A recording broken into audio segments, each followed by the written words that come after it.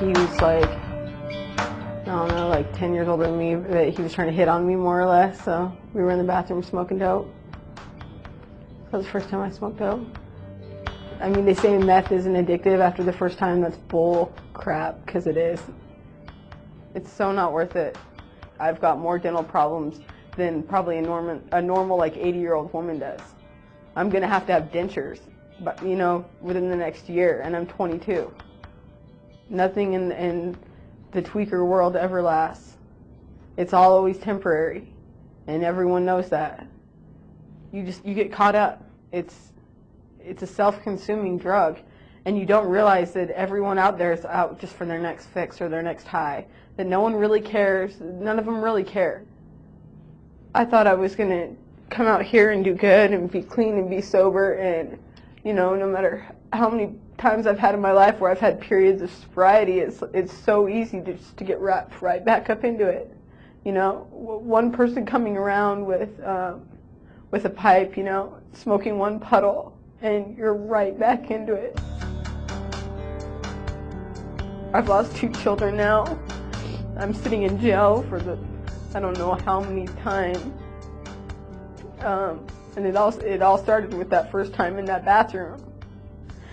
It wasn't worth it at all. I've lost everything I cared about, my family.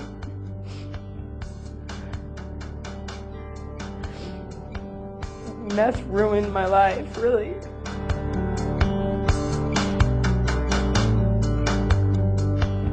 I'm a former world and U.S. skateboard champion. I've been on the cover of magazines, did commercials. I mean, what else could a man want? But it wasn't enough for me. When the needle came into my life and methamphetamines came into my life, that was it. I mean, I didn't care about skateboarding anymore. It's only a powdery substance, but once you take that substance, it has hold of your life, and then it turns you against your parents. It turns you against society. It turns you against yourself, and then the whole aspect of just knowing that anytime that you get high, you're at the brink of death. That second time that I overdosed, not by choice, but it just so happened that I got a hold of some good dope, and I did my normal amount, and I'll tell you, my whole body went into shock, and I had fluids coming out everywhere. And I remember crying out to God, just saying, please let me live, let me live. And I promise I'll never do it again. And 30 minutes later, I went back to doing it again. The isolation and what it does to you, and the thing about being a loser, being, you know, just knowing who you were at one time, and you find yourself so shamed. And what's the worth in living? Why should I even live?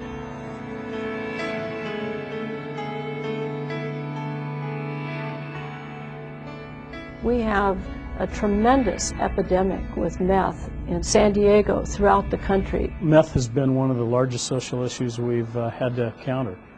It's one of the scourges that has really affected daily life in San Diego. Once an individual tries methamphetamine, they're hooked.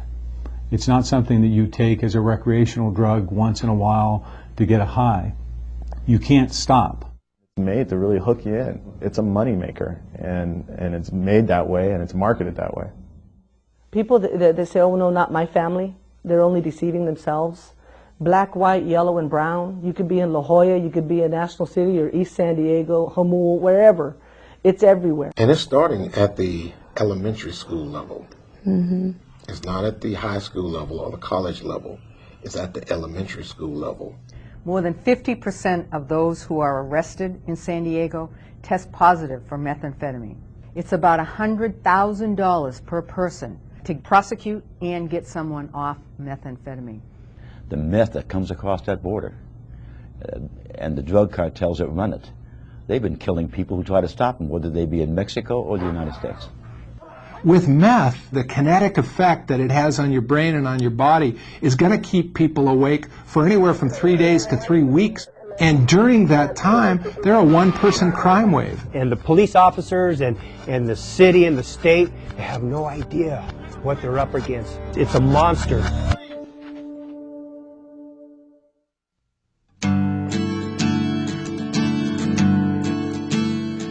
She owned her own home. She had a nice place to live, she had a family, and from a parent's point of view, it seemed like all of your dreams were fulfilled, and it abruptly changed. Well, something that was just for fun became an everyday type of thing. And then from, okay, I'm just going to do it every day, to waking up in the morning and that's the first thing that you grab for is something so that you can get high. I ended up giving my kids over to my parents and disassociated myself with family. I quit my job with the state. I lost my home and wrecked my car. We would talk constantly, recognizing what the problem was. But at the end of the conversation, you walked away with nothing. It was like you were talking different languages. At one point, he stood in my living room and he was like, just take my hand and walk out of this house. Walk out of here with me and we can fix this. And I was sitting there, and the worst part about it was that as much as I wanted to reach my hand out and leave, I couldn't because I had a loaded pipe under the pillow. I was too ashamed and too embarrassed to go back home and ask for help because I felt that those relationships were completely diminished. Looking at my children after what I had put them through was very difficult. So I ended up in a motel room all by myself because the person that I was with was out trying to score so that we could get high, and I was cutting my wrists, and I just thought, what do you do when you're done?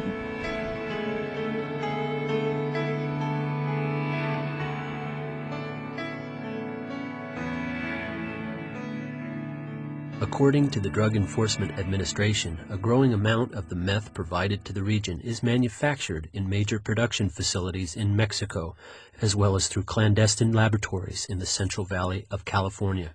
In these makeshift cookhouses, the drug is made through a chemical process which can use a variety of highly toxic substances. Meth can be introduced to the bloodstream through different ways, including snorting, intake of pills, being smoked, or through needles. It travels to the brain and creates an intense rush that can last many hours. The rush is caused by a sharp increase in the amount of dopamine produced by the brain's neurotransmitters. Dopamine is what creates the sensation of pleasure. The pursuit of a quick fix comes at a tremendous cost. Over time, meth begins to destroy the brain's pleasure receptors, rapidly reducing the effect of the drug. Worse yet, as these receptors shut down, it becomes difficult for the meth user to enjoy pleasure at all. The result is depression, despair, and a continual need to get high over and over again. The drug is now firmly in control. Meth mouth describes a very aggressive form of decay in the mouth. Methamphetamines has a tendency to cause the saliva flow in the mouth to decrease, which will in turn increase the acid level or decrease the pH in the mouth, which makes the normal plaque very aggressive and starts to break down the enamel at a much higher rate than we see naturally. I had met people who had no cartilage in their nose because it had eaten like they could stick their finger through their nose because it had eaten the cartilage away. I had met people who had holes in the top of their mouth because the meth had eaten down.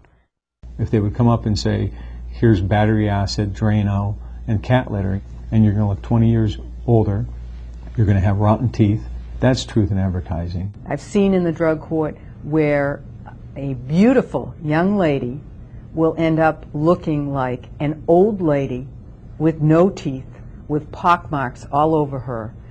One hit, what's that going to do to me? But then you look at these guys that I've met that are probably 24 years old, that started when they're 12 years old, and they look like they're 50 years old. It's very hard on the body. It's very hard on the heart. And it's extremely hard on the brain. And you could see it outwardly, but it's also devastating inwardly.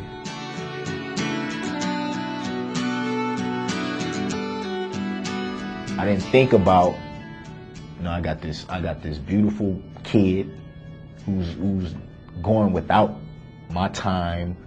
I thought I would just be this wonderful father, just be the greatest dad ever. The vision is just like, I'm gonna give him everything that I didn't have. But then it's like reality set in. You actually become the drug, not even a human being. Basically, that's how I felt. Like I wasn't a human anymore. I was just something vile, disgusting, despicable. I could go on. I could use a lot of words, but that's what I became. It's really what I became.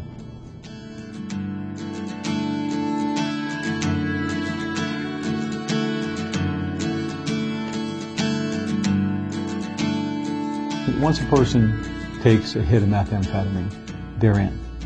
And they're in for all of it. And once they step into that darkness, that drug controls them. What you're doing when you enter this life is basically you're signing a contract. It's very fine. Fine line. You're past that now. Now you're druggy. You find that people you think are your friends, they're not friends. They're just people that are out for one thing, and that's to get what you have. And when that's gone, then there's nobody there, and it's a real lonely feeling. It's evil, and you can see it in people's eyes. It's like looking into blackness, and people that are just willing to manipulate you for their own gain. Well, for a young girl, they're getting themselves into a situation where they will be taken advantage of. Then once they're hooked, they begin to prostitute themselves in order to make money. People begin to take advantage of them in other ways. You know, if I did what he wanted, you know, which would include, you know, sexual acts or, you know, doing things that I would not ordinarily do, you know, then I could get high. All through these years, I had been, you know, there had been molestations, I had been gang raped, I was beaten and left for dead at 15. With the dealer, yes.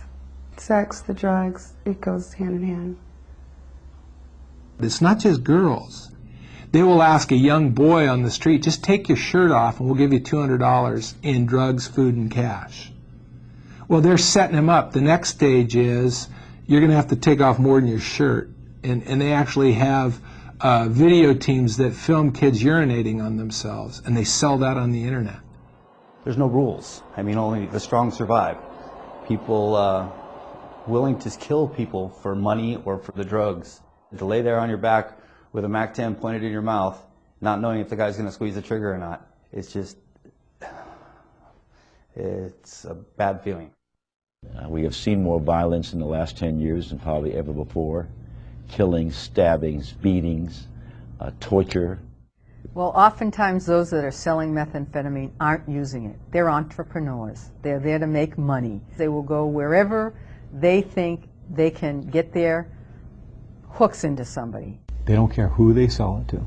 They don't care if they sell it to your 10-year-old, and they don't care if they sell it to your grandparents. There is no ethics, and there is no code of behavior. It's just rotten drug dealers that are dealing their death to our children.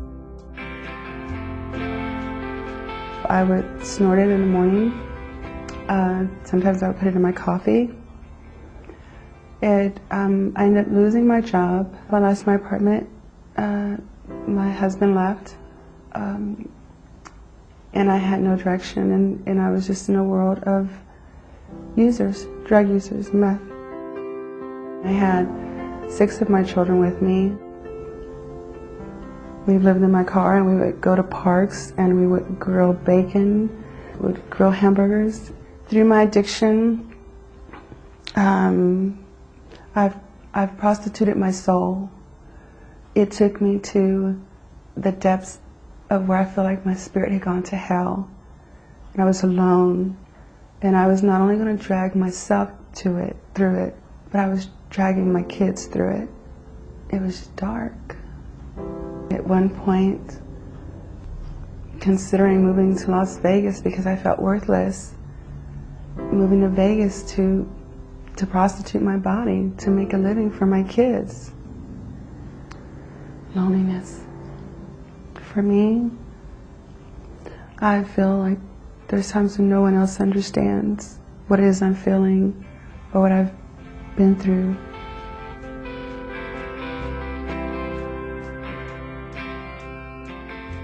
Mothers that would normally be great mothers, nurturing mothers, when they get hooked on this drug, no longer is the child the first thing they think of. It's the drug. That is a true tragedy when you see innocent children right in the midst of these meth homes. They will be affected, and probably for the rest of their lives. The day I delivered my son, I delivered him alone. I had nobody. I didn't even have nothing, no car seat, nothing. I knew something was wrong. I could see it on the technician's face. And about 20 minutes later, the doctor came in. And I remember laying there on that cold bed, and he walked in and he said, "Are you Miss Ontiveros?" And I said, "Yes." And he says, "Your boys are dead." And I said, "What?" He said, "You were pregnant with twin boys, and they're dead."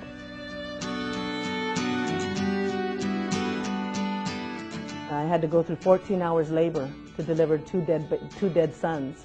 And the only people I had there with me were my mother and my father. And all the friends, all the connections, all the suppliers, everybody that swore they were going to be with me till the hubcaps came off, they were nowhere to be found, of course, when I needed them the most.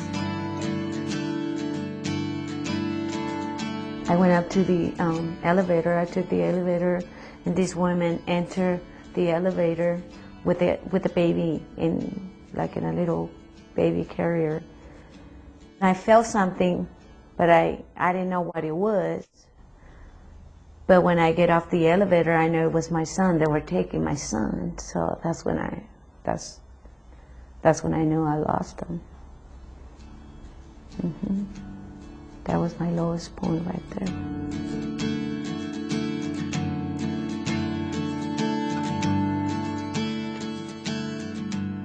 Well, I got high with my 2 older kids.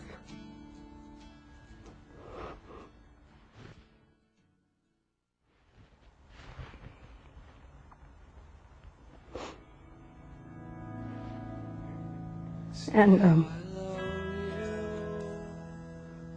they're still in their addiction today. See how I love you.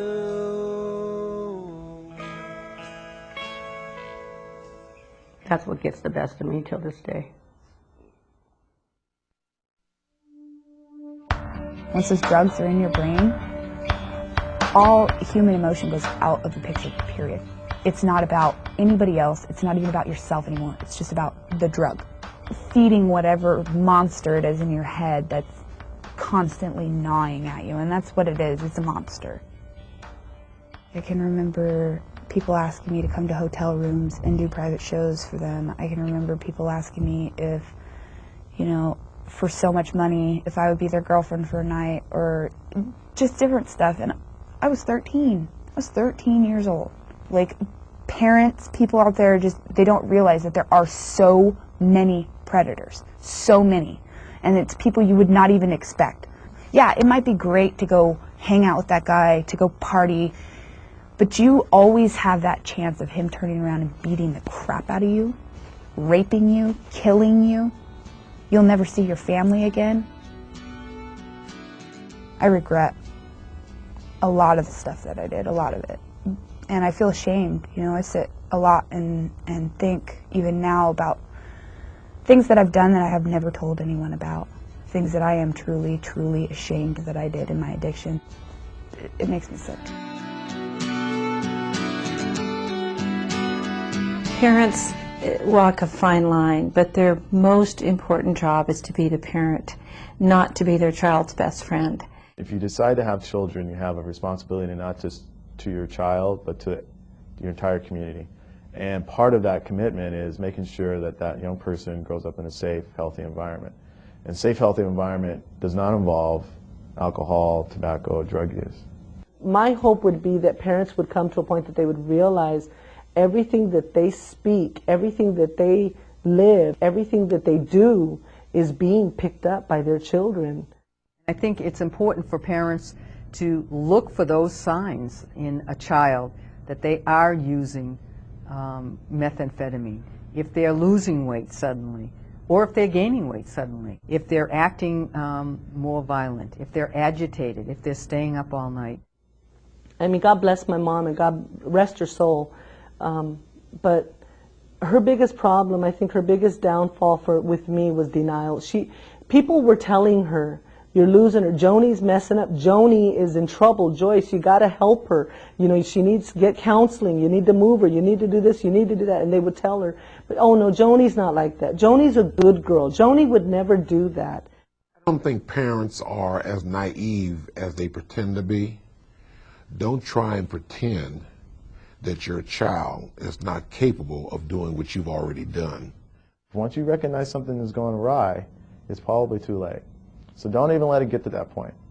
Don't worry about upsetting your children. They're going to love you anyway. You know, you start seeing that their friends that they're hanging around with are the wrong people. Don't be afraid to step in and say, hey, I don't like little Susie, or I don't like Joe Blow. He's not a good guy. It's not easy to take that stand, and I'm speaking from experience. But I wish my mother had done that with me. Well, you know, it was Ronald Reagan that said, well, trust and verify. I think you do both. I think you want to look for opportunities to build trust with your kids. But I think you also have to be a realist, that they are under incredible peer pressure. It's everybody's problem, and I'll tell you why. There's a direct correlation between criminal activity and meth use. If you pay taxes, if you have children, if you own a home, if you own a car, if you have a job, it's your problem. It's really a beast that's out there.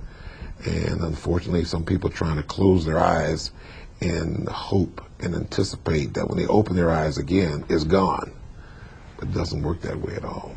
We are all operating together to fight this devastating disease. The whole community has to wrap their arms around those that are bitten by methamphetamine. We can seek help together and stand behind those people that are willing to step forward and beat the addiction. Yes, they're not good tenants. Yes, they're not good parents.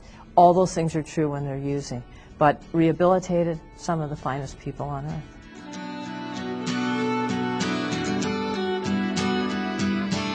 I was a recreational user. I just liked to party with my friends on the weekends, and from the weekends it started getting into every other day or so.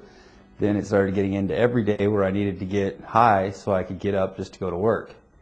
And eventually it got to where I couldn't function at work, so I lost my job. Before long, every waking moment, my thoughts were consumed with how I was going to get my next bag of dope. Occasionally, I would get the thoughts in my head, well, where am I going? What am I doing? You know, this isn't how I was brought up. I came from a good home. This isn't right.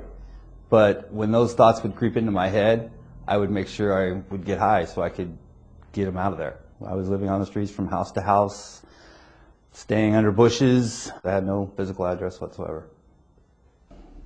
Digging through dumpsters, getting recyclables, turning those in. Committing frauds, crimes, if you will. Whatever means was available to me at the time. Lonely, cold, scared. Didn't care if I lived or died. I preferred to be dead because I didn't have anything to look forward to the next day. I was ashamed, just wandering around aimlessly, thinking about where I'm going to get my next fix. It was sad.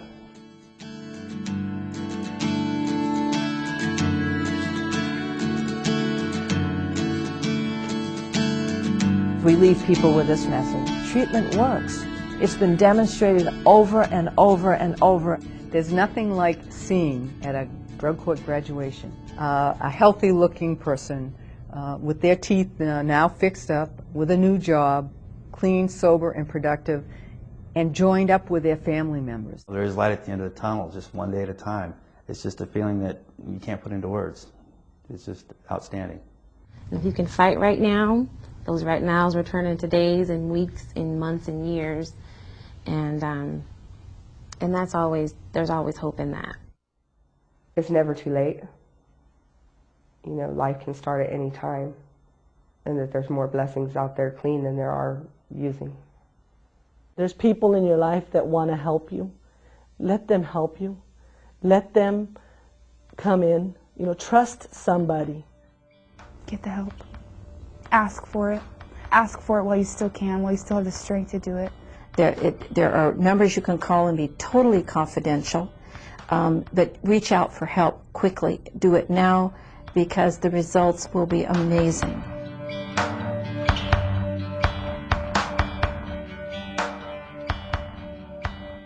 It's probably one of the biggest, most important choices that a young person will make in their life is to use or not use drugs. It starts off as a party, but it's just a matter of time.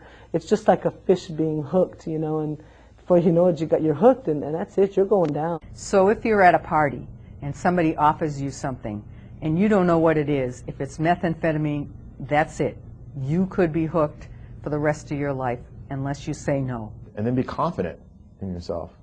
Know that when you say no, you mean no, and that's the bottom line. Be yourself, be who you are. You say no, you mean no. Done.